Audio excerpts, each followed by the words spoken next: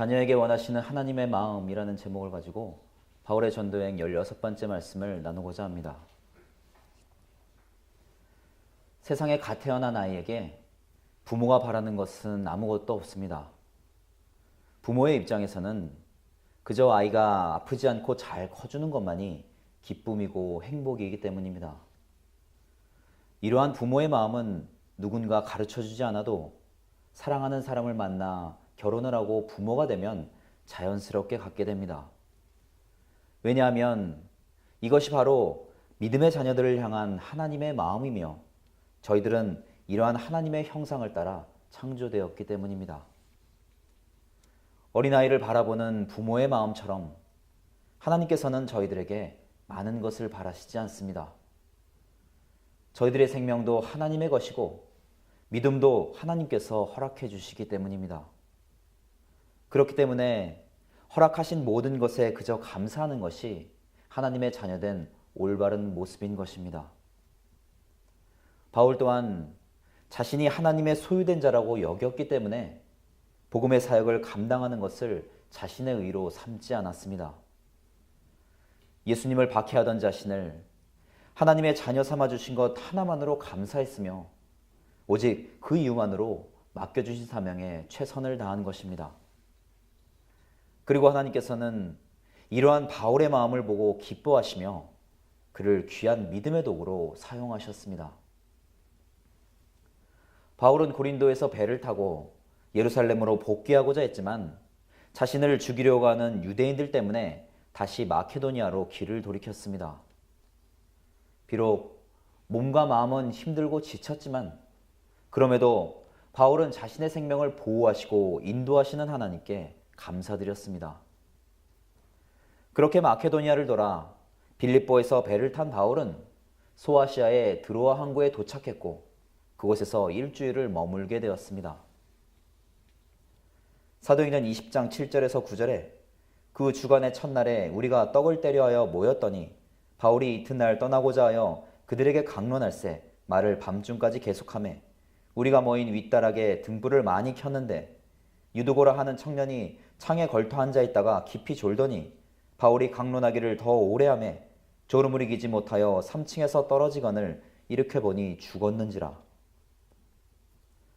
주간의 첫날이라는 것은 안식일 다음 날을 뜻하는데 이는 현재의 주일을 의미합니다.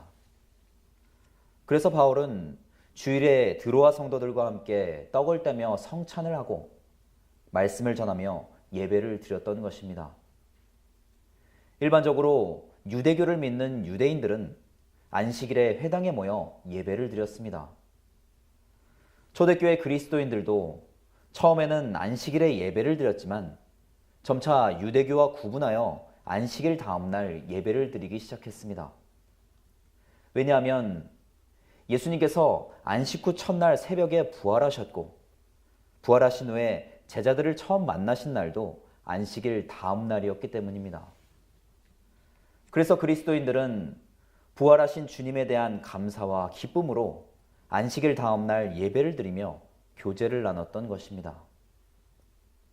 초대교회 당시의 주일은 예배를 드리는 날이었지만 지금처럼 휴일이 아닌 평일이었습니다.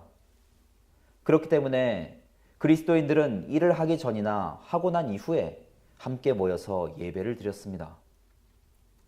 그러다가 주일이 현재처럼 휴일로 바뀌게 된 계기는 AD 321년 로마 황제인 콘스탄티누스가 주일을 평일에서 공휴일로 지정하면서부터입니다.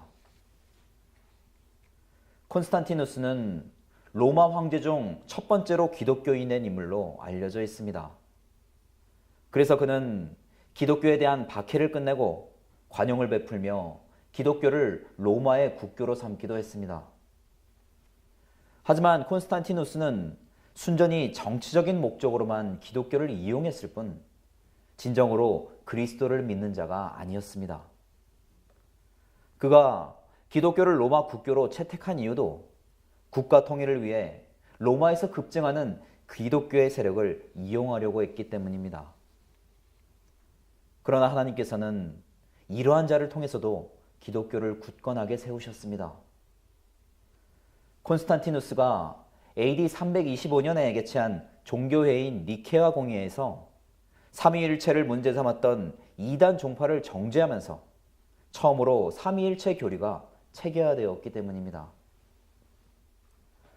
바울은 드로아에서 일주일 동안 머무르며 말씀을 전했고 마지막 날 주일에 성도들과 함께 예배를 드렸습니다. 사실 바울은 배를 타고 곧바로 예루살렘으로 복귀하고자 했기 때문에 드로아를 다시 방문할 계획이 없었습니다. 이처럼 드로아는 바울에게 있어서 마케도니아와 소아시아를 오하기 위해 그저 스쳐 지나가는 항구에 불과했습니다. 하지만 하나님의 인도하심으로 다시 드로아에 도착했을 때 바울은 하나님께서 이곳으로 인도하신 이유가 분명히 있을 것이라고 생각했을 것입니다. 그래서 바울은 드로아에서 보내는 마지막 날까지 조금이라도 더 귀한 말씀을 전하기 위해 밤 늦은 시간까지 강론을 이어갔습니다. 당시에는 예배를 드리던 주일이 평일이었기 때문에 유두고는 낮에 일을 하고 저녁에 예배에 참석했습니다. 그는 말씀을 듣고 믿음의 삶을 살기 위해 예배의 자리로 나온 것입니다. 그리고 유두고뿐만 아니라 예배에 참석한 모든 성도들도 동일한 마음이었을 것입니다. 당시 유대인들은 그리스도인들을 조롱하고 핍박했지만 그럼에도 불구하고 성도들은 하나님의 말씀을 간절히 사모하는 마음으로 예배의 자리에 나왔습니다. 하나님의 말씀만이 구원의 조건임을 믿으며 이토록 귀한 은혜를 허락하신 하나님께 감사하기 위해 진리의 말씀이 모인 자리로 모인 것입니다. 목마른 사슴이 갈급함을 채우기 위해 시냇물을 찾아가듯이 저희들도 세상을 살아가며 메마른 심령을 채우고 하나님을 경배하기 위해 예배의 자리에 나오는 자녀들입니다. 그리고 하나님께서는 생명수와 같은 말씀을 허락하시어 저희들의 갈급한 심령을 채워주십니다. 이처럼 저희들은 생명의 근원이 되시는 그리스도가 없이는 단 하루도 살아갈 수 없는 존재들인 것입니다. 그렇게 바울이 늦은 시간까지 말씀을 전하던 중 안타깝게도 창에 걸터 앉아 말씀을 듣던 유두고는 졸음을 이기지 못하고 떨어져 죽고 말았습니다. 말씀을 간구하는 마음으로 예배의 자리에 나왔지만 힘들고 고난 세상 앞에 이겨내지 못하고 쓰러지고 만 것입니다. 이러한 유두고의 모습은 마치 믿음으로 살아보려고 노력하지만 세상 앞에 쓰러지고 마는 연약한 저희들의 모습과도 같습니다. 갑작스럽게 창가에서 떨어져 죽은 유두고로 인해 그 자리에 있던 많은 사람들은 놀랐고 분위기는 어수선해졌습니다.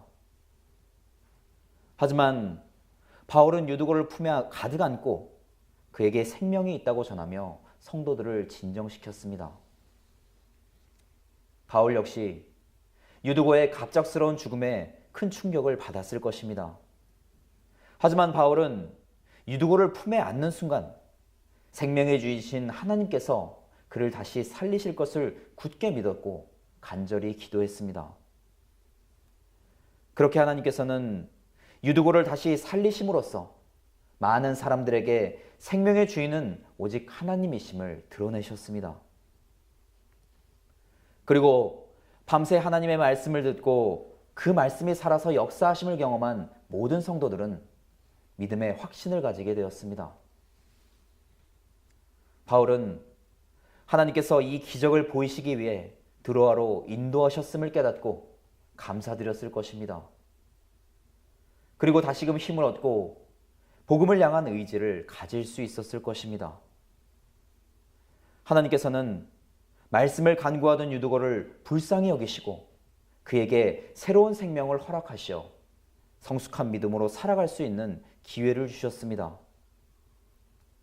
그는 창문에서 떨어져 죽는 순간이 고통스러웠지만 그보다 더 큰 은혜를 경험했기 때문에 그 고난까지도 감사했을 것입니다.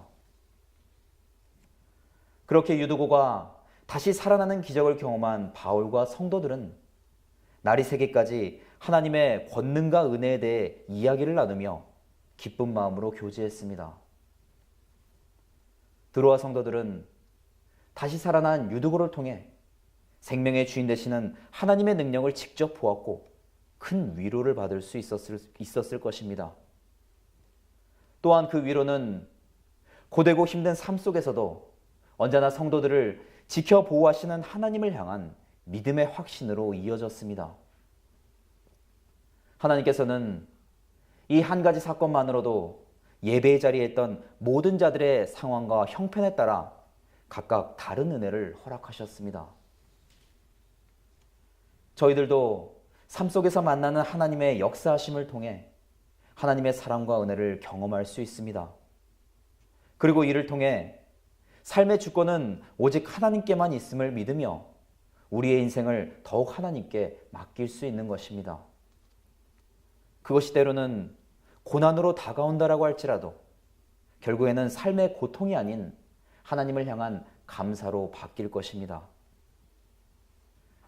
드로아를 떠난 바울은 아소까지 홀로 걸어서 이동한 뒤에 미둘레네 항구에서 일행과 다시 만났습니다. 그리고 기호섬과 사모섬을 지나 밀레도에 이르게 되었습니다. 밀레도는 피난민이라는 뜻을 가지고 있으며 에베소에서 남쪽으로 약 45km쯤 떨어져 있는 항구 도시입니다. 밀레도는 천년의 역사를 자랑하는 만큼 일찍부터 문명화되었으며 그로 인해 각종 신전들과 문화, 종교시설들이 많이 있었습니다. 바울은 밀레도까지 내려오며 자신이 오랫동안 사역했던 에베소를 방문할 수도 있었지만 그렇게 하지 않았습니다. 왜냐하면 바울은 예루살렘 교회를 돕기 위해 마케도니아와 아가야 교회들이 모금한 구제헌금을 빨리 전해주어야 했기 때문입니다. 그래서 하루라도 빨리 예루살렘에 도착하기 위해 더 이상 소아시아 지역에 머무를 수가 없었습니다. 그러나 바울은 오랜 시간 동안 고난과 기쁨을 함께했던 에베소 교회를 그냥 지나칠 수 없었습니다. 더군다나 에베소 교회는 소아시아에서 처음이자 중심이 되는 교회였기 때문에 바울에게 있어서 그 의미는 더 컸습니다. 바울은 3차 전도여행을 끝으로 소아시아를 떠나 예루살렘으로 복귀하게 되면 언제 또다시 에베소를 만나게 될지 방문하게 될지 알 수 없었습니다. 이처럼 기약 없는 이별을 맞이해야 했기 때문에 바울은 에베소 교회 장로들에게 밀레도로 와줄 것을 요청했습니다. 그리고 바울은 그들을 만나 마지막으로 고별의 말씀을 전했습니다. 바울은 에베소에서 3년이라는 시간 동안 쉬지 않고 성도들 한 사람 한 사람을 눈물로 훈계했습니다. 그리고 그 시간 동안 자신을 비난하고 핍박하기 위해 고난과 위협들도 많았지만 그는 겸손하게 주님만을 섬겼습니다. 하나님께 회개하라는 말씀을 전하는 것과 그리스도를 향한 믿음을 증거하는 것이 자신의 사명이기 때문에 목숨까지도 아끼지 않은 것입니다. 바울은 자신이 떠나고 난 후에 에베소 교회에 사나운 이리와 같은 거짓 교사들이 들어올 것을 염려했습니다. 그들은 그리스도를 믿지 않고 기독교 자체를 부인하는 유대인들뿐만 아니라 교회 내부에서도 교회를 음해하고 분열시키고자 하는 모든 자들이었습니다. 실제로 에베소 교회에는 부활을 인정하지 않는 이단자들이 성도들의 믿음을 무너뜨렸고 극단적인 자유주의 성향을 가진 니골라당이 활개를 쳤습니다. 니골라당은 당시 에베소와 버가모 교회에 들어왔던 이단의 한 종파로서 그들은 하나님을 한번 믿은 뒤에는 무슨 행동을 해도 죄가 되지 않는다고 주장했습니다. 바울은 이러한 사단의 역사로부터 에베소 교회가 흔들리지 않기를 간절히 원했습니다. 그리고 이제는 자신이 직접 에베소 교회를 방문할 수 없기 때문에 에베소 교회 장로들에게 귀한 영혼을 잘 이끌어 달라고 당부했습니다. 바울이 에베소 교회를 위해 할 수 있는 것은 그저 자신 있는 자리에서 교회가 믿음으로 잘 성장하기를 기도하는 것뿐이었습니다. 하지만 바울은 최선을 다해 아낌없이 하나님의 말씀을 전했기 때문에 그 말씀이 살아서 역사하실 것을 굳게 믿었습니다. 사도행전 20장 31절에서 32절에 그러므로 여러분이 일깨어 내가 3년이나 밤낮 쉬지 않고 눈물로 각 사람을 훈계하다는 것을 기억하라. 지금 내가 여러분을 주와 및 그 은혜의 말씀에 부탁하노니 그 말씀이 여러분을 능히 든든히 세우사 거룩하게 하심을 입은 모든 자 가운데 기업이 있게 하시리라. 에베소 교회가 믿음으로 성장하기 위해 필요한 것은 바울의 권면도 교회 지도자들의 헌신도 아니었습니다. 물론 이 모든 것들이 교회가 유지되고 성장하는 도구들로 반드시 필요하지만 교회의 울타리가 되는 것은 오직 하나님의 말씀뿐이기 때문입니다. 사람과 환경을 도구로 사용하셔 교회의 믿음을 붙드시는 분은 말씀이 육신이 되어 오신 예수 그리스도뿐인 것입니다. 교회의 머리 되시는 예수 그리스도께서는 그분의 지체인 모든 성도들을 다스릴 때만이 온전한 교회로 세워질 수 있는 것입니다.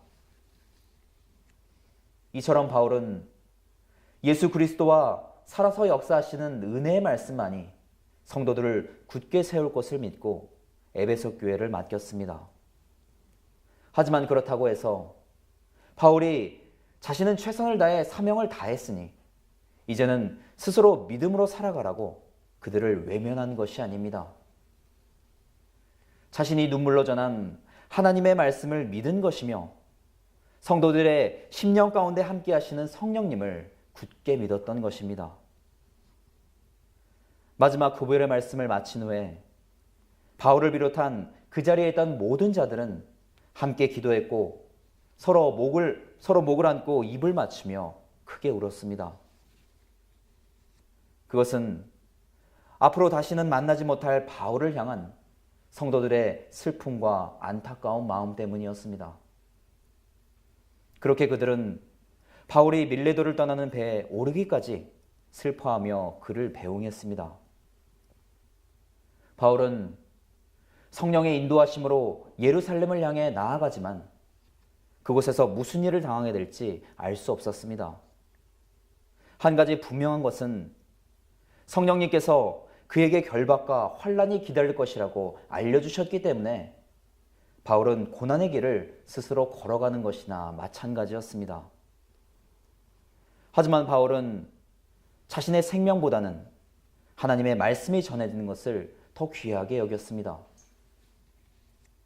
사는 것도 주를 위한 것이고 죽는 것도 주를 위한 것이기 때문에 살든지 죽든지 우리는 주님의 것이라고 고백하는 것처럼 그의 삶은 모든 방향을 오직 그리스도께만 맞추었던 것입니다.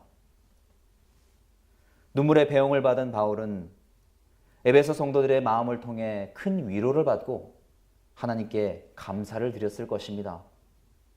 그 감사는 에베소 교회를 염려하는 바울에게 교회를 지키고 보호할 것을 약속하시는 하나님을 향한 감사였습니다. 그뿐만 아니라 믿음의 형제들을 통해 자신을 위로하시는 하나님의 사랑에 대한 감사였습니다. 그렇기 때문에 바울은 평안하고 담대한 마음으로 예루살렘을 향해 나아갈 수 있었습니다.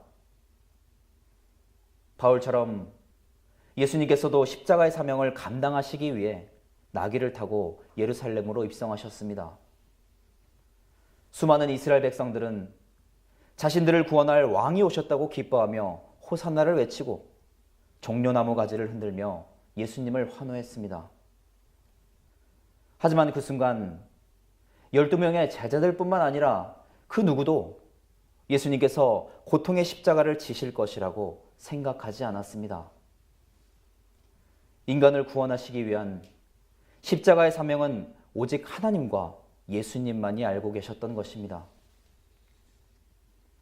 이처럼 그 누구도 십자가를 향해 걸어가는 예수님의 마음을 깨닫지 못하고 위로하지 못했지만 예수님께서는 담담하게 예루살렘으로 들어가셨습니다. 에베소 성도들로부터 위로를 받은 바울은 아마도 주님을 생각하며 마음 아파했을지도 모릅니다. 왜냐하면 자신은 이토록 큰 위로를 받았지만 주님께서는 모든 인류를 구원하시기 위한 언약을 이루시면서도 어떤 위로도 받지 못하셨기 때문입니다. 하지만 죄인된 인간은 그 누구라고 할지라도 결코 주님의 마음을 위로하고 깨달을 수 없습니다. 오직 사랑하는 아들을 세상에 보내신 하나님만이 대속의 사명을 감당하는 주님을 위로하실 수 있는 것입니다. 주님께서는 이 사실을 알고 계셨기 때문에 마음 아파하거나 슬퍼하지 않으신 것입니다.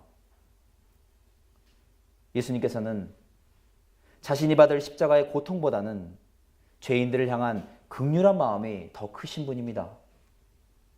그렇기 때문에 그저 허락하신 은혜에 감사하는 것이 주님께서 감당하신 십자가를 헛되지 않게 하는 것이며 주님의 기쁨이 되는 것입니다. 에베소서 3장 7절에서 9절에 이 복음을 위하여 그의 능력이 역사하시는 대로 내게 주신 하나님의 은혜의 선물을 따라 내가 일꾼이 되었노라.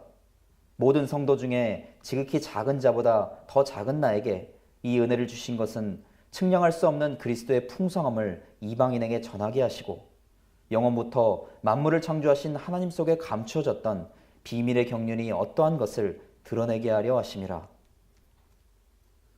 바울은 누구보다도 보잘것없는 자신이 하나님의 은혜에 감사하는 길은 복음을 전하는 일꾼으로서 사명을 감당하고 진리의 말씀을 드러내는 것이라고 고백했습니다.